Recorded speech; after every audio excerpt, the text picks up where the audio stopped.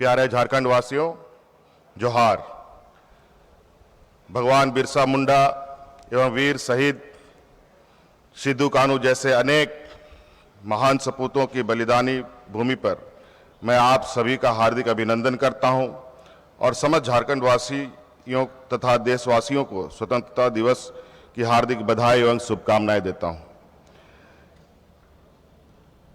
आज हम भारत की आज़ादी के 75वें वर्षगांठ पूरा हर्षोल्लास के साथ मना रहे हैं। हमें यह नहीं भूलना चाहिए कि आज़ादी के मतवाले अनेक वीर योद्धाओं के शहादत के बाद यह आज़ादी हमें नसीब हुई है। राष्ट्र पर्व की इस पावन बेला में मैं राष्ट्रपिता महात्मा गांधी, पंडित जवाहरलाल नेहरू, डॉक्टर भीमराव अंबेडकर, डॉक्टर राजेंद्र प्रसाद, नेताजी सुभाष चंद्र बोस, शहीद भगत सिंह, सरदार पटेल सहित उन तमाम देशभक्तों के प्रति अपनी सच्ची श्रद्धांजलि अर्पित करता हूं, जिनके कठिन संघर्ष, त्याग और बलिदान ने हमें आज़ादी दिलाई है।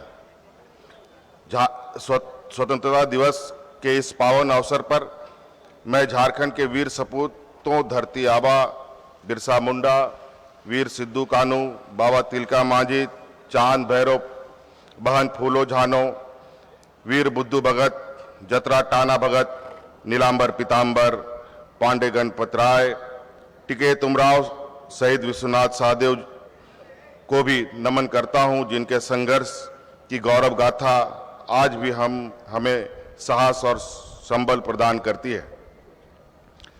देश के आंतरिक और बाह्य में लगे सेना और पुलिस के वीर जवान को भी मैं स्वतंत्रता दिवस की शुभकामनाएं देता हूं और राष्ट्र के प्रति उनकी समर्पण और बलिदान को सलाम करता हूं। आज़ादी के बाद हमारे देश की नीति निर्माताओं ने कल्याणकारी राज के आदर्शों के साथ आगे बढ़ने का फैसला किया। मैं नमन करता हूं देश के संविधान निर्माता बाबा साहब भीमराव अंबेडकर जी को, जिन्होंने आदिवासियों, पिछड़ों, दलितों के जीवन स्तर को ऊंचा उठाने के लिए, उनको उनका हक दिलाने के लिए अथक प्रयास किया और उनके लिए संवैधानिक सुरक्षा सुनिश्चित की। महान एवं दूरदर्शी सोच रखने वाले बाबा साहब ने कहा था कि राष्ट्रवाद तभी औचित्य ग्रहण कर सकता है जब लोगों के बीच जाति, नस्ल और रंग का भेद भुलाकर उनके बीच सामाजिक भाईचारा को सर्वोच्च स्थान दिया जाए। अमर शहीद भगत सिंह ने भी कहा था कि भारत में संघर्ष तब तक जारी रहेगा जब तक मुट्ठी भर शोषणकर्ता अपने हितों की पूर्ति के लिए सामान्य जनता के श्रम का शोषण करते रहेंगे। यह बात सही है कि देश की आज़ादी, देश के आदिवासी, पिछड़े एवं दलित वर्ग आज़ादी के बाद पिछले 75 वर्षों में सामाजिक, आर्थिक एवं राजनीतिक रूप से काफ़ी सशक्त हुए हैं, लेकिन अभी भी हम समतामूलक समाज की स्थापना के लक्ष्य से दूर हैं। मेरे विचार में हम तब तक इस लक्ष्य को प्राप्त नहीं कर सकते जब तक हम व्यक्ति द्वारा व्यक्ति के शोषण को रोकने में सफल ना होंगे। हमारी सरकार गठन के बाद हमने यह लक्ष्य तय किया कि आज़ादी के संघर्ष में बलिदान देने वाले झारखंड के वीर सपूतों के सपनों का झारखंड बनाएंगे। जिन उम्मीदों को लेकर झारखंड राज्य का निर्माण हुआ, हम उनको पूरा करने के लिए मजबूती एवं ईमानदारी प्रयास करेंगे। हमारी सरकार विकास मूल मंत्र आधार लोकतंत्र के दृष्टिकोण के साथ एक सशक्त राज्य के निर्माण हेतु निरंतर प्रयत्नशील है। नवाचार सूचकांक में झारखंड की प्रदर्शनी बेहतर हुआ है और हम कई पायदान आगे बढ़े हैं। स्वच्छता मानकों में भी हम कई राज्यों से बेहतर स्थिति में हैं। राष्ट्रीय परिवार स्वास्थ्य सर्वेक्षण की रिपोर्ट के आधार पर राज्य में शिशु मृत्यु दर, कुपोषण तथा महिलाओं एवं बच्चों में व्याप्त एनीमिया में उल्लेखनीय रूप से कमी आई है। हमारे नौनिहालों एवं गर्भवती माताओं के लिए अब राज्य में बेहतर स्वास्थ्य सुविधा और देखभाल सुनिश्चित हुआ है। जहां कई राज्यों में पेड़ों और जंगलों को काटे जाने से हरियाली में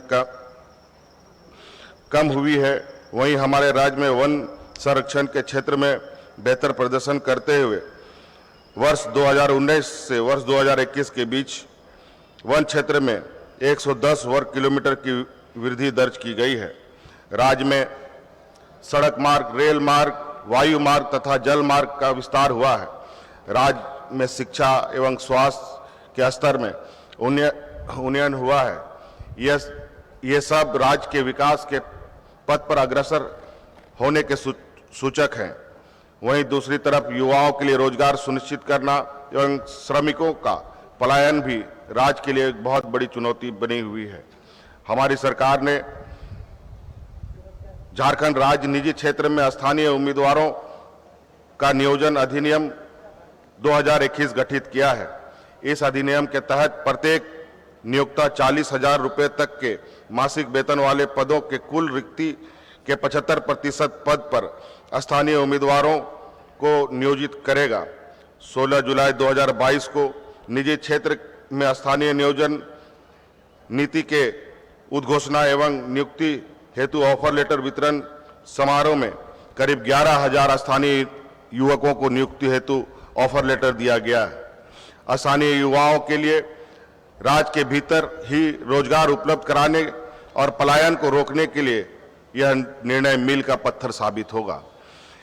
यह बात सही है कि वर्तमान स्थिति में हम राज्य से पलायन को पूरी तरीके से रोक नहीं सकते, पर विपदा की स्थिति में हम अपने प्रवासी श्रमिकों को हर संभव सहायता पहुंचाने का प्रयास कर रहे हैं। किसी भी प्रकार की आकस्मिकता अथवा आपदा की स्थिति में, चाहे वह देश में हो या देश के बाहर, उन तक तत्काल सहायता पहुंचाने तथा श्रमिकों की सुरक्षित घर वापसी की व्यवस्था सरकार द्वारा की गई है। कई बार दुर्घटना आदि में श्रमिकों की मृत्यु हो जाती है। ऐसे मृत प्रवासी श्रमिक के आश्रितों को सरकार की ओर से 1 लाख रुपए की सहायता राशि दी जा रही है। मैं मजदूर भाइयों को यह भरोसा दिलाना चाहता हूं कि हमारी सरकार हर कदम उनके साथ है। खनिज संसाधनों से परिपूर्ण और संभावना से भरे हमारे राज्य में विकास को गति देने के लिए कई नीतियां बनाई गई हैं।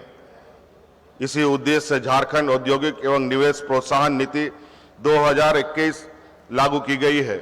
इस नीति में कोर सेक्टर, खासकर खाद्य प्रसंस्करण, नवीकरणीय ऊर्जा, लॉजिस्टिक, खनिज तथा वस्त्र आधारित उद्योग पर विशेष रूप से ध्यान केंद्रित किया गया है। श्रम आधारित उद्योगों की स्थापना से राज्य में रोजगार के नए अवसर सृजित होंगे। वहीं दूसरी तरफ नई एवं आधुनिक प्रौद्योगिकी पर आधारित उद्योगों की स्थापना से औद्योगिक राज्य के रूप में झारखंड की पहचान फिर से स्थापित होगी। राज्य से निर्यात को बढ़ावा देने के लिए रांची में वर्ल्ड ट्रेड सेंटर का शिलान्यास किया गया। वर्ल्ड ट्रेड सेंटर से अंतर्राष्ट्रीय व्यापार, विशेषकर निर्यात संवर्धन से संबंधित तमाम गतिविधियां एक ही छत के नीचे संचालित होंगी।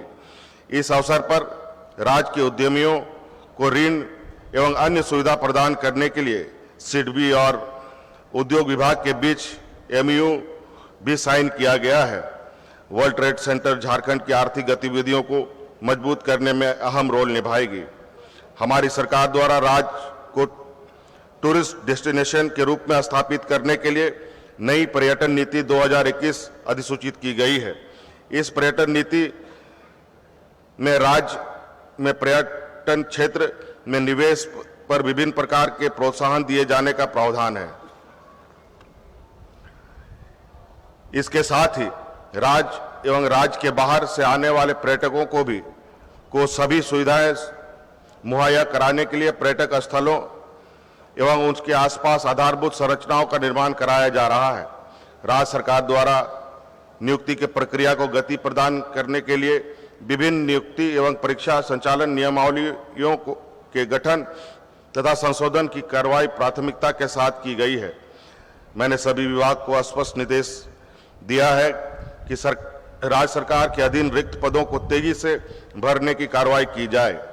राज्य निर्माण के बाद पहली बार हमने अनुमंडल कृषि पदाधिकारी के पद पर युवक युवतियों की नियुक्ति किया है। राज्य की विधि विज्ञान प्रयोगशाला में खाली पदों को भी भर चुके हैं।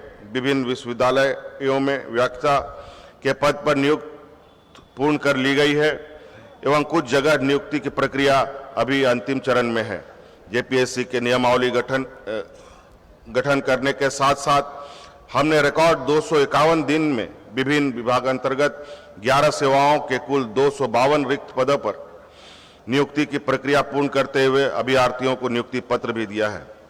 सरकारी कर्मियों के लिए पुरानी पेंशन बहाल करने के संबंध में मैंने वादा किया था। इस संबंध में कैबिनेट से प्रस्ताव भी पारित हो चुका है।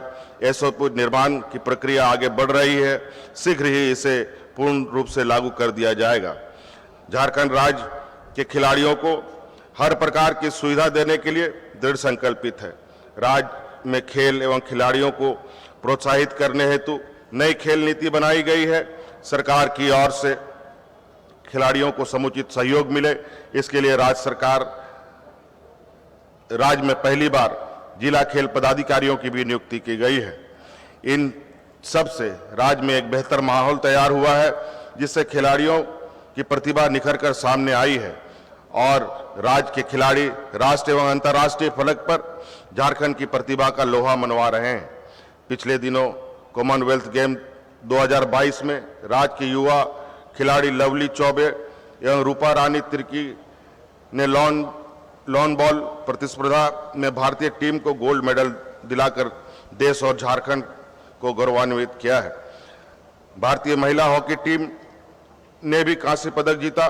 झारखंड की बेटियां सलीमा टेटे, निकी प्रधान, संगीता कुमारी इस विजेता टीम का हिस्सा थीं। इसके पहले भी सलीमा टेटे व निकी प्रधान ने ओलंपिक में अपनी उत्कृष्ट प्रदर्शन से सबका दिल जीता है। आज हमारे राज्य में कई खिलाड़ी विभिन्न खेल स्पर्धाओं में देश की प्रतिनिधित्व कर रहे हैं और राष्ट्रीय एवं अंतर्राष्ट्रीय स्तर पर झारखंड का नाम रोशन कर रहे हैं। सर्वजन हिताय एवं सर्वजन सुखाय के सिद्धांत को लक्ष्य कर हमने सर्वजन पेंशन की शुरुआत की, जिससे समाज के अंतिम पायदान पर खड़े वृद्ध, निराश्रित, महिलाएं एवं दिव्यांग को सम्मान से जीने का हक प्राप्त हो सके। प्रारंभ होने के बाद अब तक लगभग 12 लाख लाभुकों को भी इस योजना से जोड़ा जा चुका है। राज्य के 29,000 से भी अधिक गांव में करीब 35 लाख परिवारों को सखी मंडलों से जोड़ा जा चुका है। इन सखी मंडलों को 3,700 करोड़ रुपए से अधिक से ज्यादा राशि चक्रीय निधि के रूप में उपलब्ध कराई गई है। प्लास ब्रांड अंतर्गत ग्रामीण महिलाओं के द्वारा उत्पादित एवं संग्रहित उत्पादों को अलग पहचान मिले तथा लोगों के द्वारा इन उत्पादों को काफी पसंद भी किया जा रहा है। सखी मंडल के उत्पादों को राज्य के साथ राष्ट्रीय स्तर पर पहचान स्थापित कर सखी मंडलों की अच्छी आमदनी सुनिश्चित की जा रही है। ग्रामीण क्षेत्र में गरीबी और पिछड़ापन दूर करने में मनरेगा महत्वपूर्ण भूमिका निभा रहा है। वर्ष 2020 में हमारी सरकार ने मनरेगा एवं अन्य योजनाओं के अभिसरण के माध्यम से 4 महत्वपूर्ण योजनाओं यथा बिरसा हरित ग्राम योजना, नीलांबर पीतांबर जल समृद्धि योजना, वीर शहीद पोटोहो खेल योजना तथा दीदी बाड़ी योजना का शुभारंभ किया था। उक्त सभी योजनाओं का सफलतापूर्वक संचालन किया जा रहा है। बिरसा हरित ग्राम के अंतर्गत इस वर्ष लगभग 21,000 एकड़ में फलदार वृक्ष लगाए जा रहे हैं। नीलांबर पीतांबर जल समृद्धि योजना के तहत राज्य में जल छाजन सिद्धांत को अपनाते हुए वर्तमान वित्त वर्ष में लगभग 20,000 योजनाओं को पूर्ण किया गया है तथा लगभग 81,000 योजनाओं पर कार्य जारी है। वीर शहीद पोटोहो खेल योजना के तहत 140 खेल मैदान का निर्माण कार्य पूर्ण कर लिया गया तथा 2,487 खेल के मैदान का निर्माण कार्य प्रगति पर है। राज्य की लगभग 5 लाख महिलाओं को दीदी बाड़ी योजना से लाभान्वित किए जाने का लक्ष्य है। मनरेगा में राज्य सरकार द्वारा अपनी निधि से राशि की व्यवस्था करते हुए दैनिक मजदूरी के रूप में 237 रुपये भुगतान कर रही है। हमारी सरकार हमारे किसान भाई दिन रात मेहनत और मजदूरी कर फसल उगाते हैं और राज्य के लिए खाद्य सुरक्षा सुनिश्चित करते हैं। कृषि के विकास एवं किसानों की खुशहाली के लिए हमारी सरकार हर स्तर पर प्रयास कर रही है। कृषि ऋण के बोझ से दबे राज्य के छोटे और सीमांत किसानों को राहत पहुंचाने के लिए वर्ष 2020 से झारखंड राज्य कृषि ऋण माफी योजना संचालित की जा रही है। इस योजना के अंतर्गत अब तक कुल 1529 करोड़ रुपए की राशि 3,83,102 कृषकों के ऋण खाते में ट्रांसफर की गई है। किसानों को आर्थिक सहायता प्रदान करने हेतु अब तक 4,28,000 नए केसीसी आवेदन स्वीकृत करते हुए 1583 करोड़ की राशि स्वीकृत की गई है। किसानों के प्रशिक्षण हेतु समेकित बिरसा ग्राम विकास योजना सह कृषि पाठशाला की शुरुआत की गई है। सरकार द्वारा किसानों का गुणवत्ता युक्त बीज 50% अनुदान पर उपलब्ध कराई जा रही है। पिछले खरीफ वर्ष 2021-22 में राज्य में 74.16 लाख टन खाद्यान्न फसल का रिकॉर्ड उत्पादन हुआ। वर्तमान खरीफ मौसम में सामान्य से कम वर्षा होने की रिपोर्ट मिली है। राज्य सरकार द्वारा इस पर सतत निगरानी रखी जा रही है। वर्तमान परिस्थिति को देखते हुए हमने केंद्र सरकार से झारखंड के लिए विशेष पैकेज की मांग की है। झारखंड राज्य के किसानों के हितों को ध्यान में रखते हुए उन्हें कृषि उत्पादन में आर्थिक नुकसान की भरपाई हेतु वित्त वर्ष 2021-22 में झारखंड राज्य फसल राहत योजना संचालित की जा रही है। इस वर्ष भी राज्य में वर्षा कम हुई, ऐसे में हम फसल राहत योजना के तहत 100 करोड़ रुपए राशि की व्यवस्था कर रहे हैं। झारखंड में ऊर्जा के क्षेत्र में आत्मनिर्भर बनाने तथा स्वच्छ एवं प्रदूषण मुक्त ऊर्जा का पावर हाउस बनाने के लिए झारखंड सौर ऊर्जा नीति 2022 लागू की गई है। हमने वर्ष 2027 तक सौर ऊर्जा से 4000 मेगावाट बिजली उत्पादन करने का लक्ष्य रखा है। राज्य के गिरिडीह शहर को सोलर सिटी के रूप में विकसित किया जा रहा है। इसके अलावा देवघर, सिमडेगा, गढ़वा, पलामू में 20-20 मेगावाट क्षमता का सोलर पार्क की स्थापना की कार्रवाई की जा रही है। राज्य में आर्थिक रूप से कमजोर उपभोक्ताओं पर आर्थिक बोझ कम करने हेतु 100 यूनिट तक की खपत करने वाले सभी घरेलू उपभोक्ताओं को मुफ्त बिजली प्रदान करने का निर्णय हमारी सरकार ने लिया है। राज्य में शहरी क्षेत्र में हरा भरा बनाए रखने के लिए एक पेड़ लगाने पर 5 यूनिट बिजली मुफ्त उपलब्ध कराने की योजना पर कार्य किया जा रहा है। राज्य सरकार शिक्षा के प्रति सजग और संवेदनशील है। राज्य सरकार के प्रयासों से शिक्षा के क्षेत्र में उत्तरोत्तर सुधार हो रहा है। इस वर्ष राज्य के माध्यमिक एवं उच्च माध्यमिक बोर्ड का परिणाम उत्साहवर्धक रहा है। मैट्रिक बोर्ड में 95.6% छात्र छात्राएं सफल हुई हैं, जो अब तक सर्वाधिक परिणाम प्रतिशत रहा है। विद्यालयों में शिक्षक एवं प्रयोगशाला सहायक आदि के 37,000 पद रिक्त हैं। इन पदों पर नियुक्ति हेतु विशेष अभियान चलाकर अगले 6 माह में नियुक्ति प्रक्रिया पूर्ण करने हेतु कार्य प्रारंभ कर दिया गया है। स्कूलों में ICT लैब और स्मार्ट क्लास की सुविधा भी उपलब्ध कराई जा रही है। राज्य में जिला स्तर पर 80 उत्कृष्ट विद्यालयों एवं प्रखंड स्तर पर 305 आदर्श विद्यालयों की स्थापना पर तेजी से कार्य जारी है। 15 नवंबर से राज्य के युवाओं के लिए CM सारथी योजना प्रारंभ की जा रही है। इसके तहत विभिन्न प्रतियोगी परीक्षाओं के लिए निःशुल्क प्रशिक्षण उपलब्ध कराने के साथ साथ प्रोत्साहन भत्ता उपलब्ध करवाया जाएगा। देश के प्रतिष्ठित संस्थानों के अध्ययन के लिए बच्चों के समक्ष आर्थिक परेशानी पैदा ना हो, इसके लिए हमने गुरुजी स्टूडेंट क्रेडिट कार्ड योजना लेकर आ रहे हैं। उच्च शिक्षा को और बेहतर एवं सर्वसुलभ बनाने के लिए झारखंड खुला विश्वविद्यालय एवं पंडित रघुनाथ मुर्मू जनजातीय विश्वविद्यालय की स्थापना की गई है। विश्वविद्यालय के शिक्षकों के रिक्त 2716 पदों पर नियुक्ति हेतु अधियाचना झारखंड लोक सेवा आयोग को भेज दी गई है तथा नियुक्ति की कार्रवाई प्रक्रियाधीन है। राज्य में सड़कों का जाल बिछाना हमारा लक्ष्य है। भारत सरकार के सड़क परिवहन एवं राजमार्ग मंत्रालय के साथ बैठक कर राज्य के लिए कई महत्वपूर्ण राष्ट्रीय उच्च पथ पर प्रस्ताव रखा गया था। राज्य सरकार के प्रयासों से 8 बड़ी परियोजनाओं पर सैद्धांतिक स्वीकृति प्राप्त हो गई है, जिसके तहत लगभग 30,000 करोड़ की लागत से 1570 किलोमीटर 4 लेन सड़क का निर्माण किया जाएगा। इसके अलावा भारतमाला के तहत स्वीकृत अन्य सड़कों और राज्य द्वारा स्टेट हाईवे का निर्माण पर भी तीव्र गति से कार्य किया जा रहा है।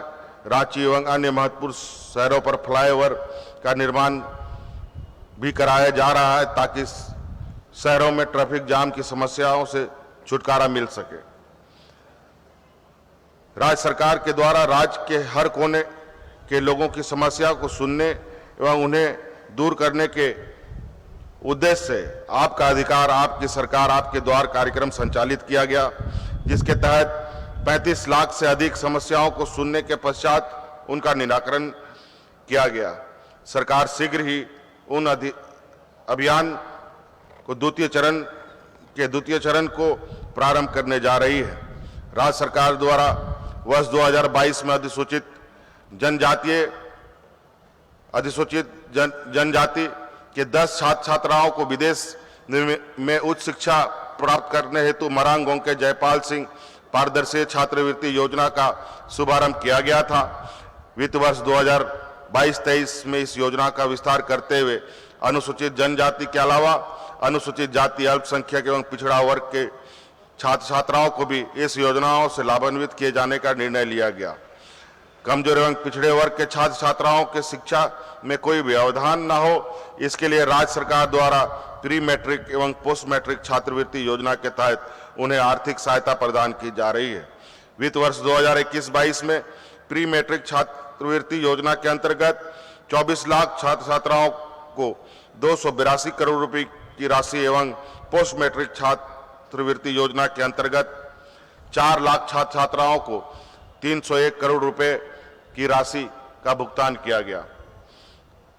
असंतुलित विकास एवं प्रकृति के साथ छेड़छाड़ के कारण आज समूचा विश्व जलवायु संकट एवं ग्लोबल वार्मिंग जैसे गंभीर चुनौतियों का सामना कर रहा है। जल, जंगल, जमीन से जुड़े हमारी समृद्ध परंपरा और संस्कृति के साथ सामंजस्य बनाकर जीने की हमारी जीवन शैली संपूर्ण मानव जाति को जीने की एक सच्ची राह दिखाता है। हमें समृद्ध संस्कृति विरासत को संरक्षित करते हुए प्रगतिशील सोच के साथ विकास की राह को आगे बढ़ाना होगा। भारत की सबको साथ लेकर चलने वाली संस्कृति ही भारतीय राष्ट्रवाद की बुनियाद है। इसमें नफरत के अलावा अलगाववाद के लिए कोई जगह नहीं। मैं राज्य के युवाओं को विशेष रूप से कहना चाहता हूं कि युवा शक्ति अपनी रचनात्मक और सकारात्मक ऊर्जा का उपयोग झारखंड के नवनिर्माण के लिए करें। मुझे पूरा भरोसा है कि हम सब मिलकर झारखंड को एक समृद्ध, खुशहाल एवं विकसित राज्य बनाने में जरूर सफल होंगे। इन 2 पंक्तियों के साथ मैं अपनी बातों को विराम देना चाहूंगा। आओ मिलकर नया देश बनाएं, भारतवासी होने का हम फर्ज निभाएं। प्यार है हम सबको इस मिट्टी से, इस मिट्टी का अब हम कर चुकाएं। आप सबों को स्वतंत्रता दिवस की बहुत बहुत शुभकामनाएं। जय हिंद, जय झारखंड, जोहार।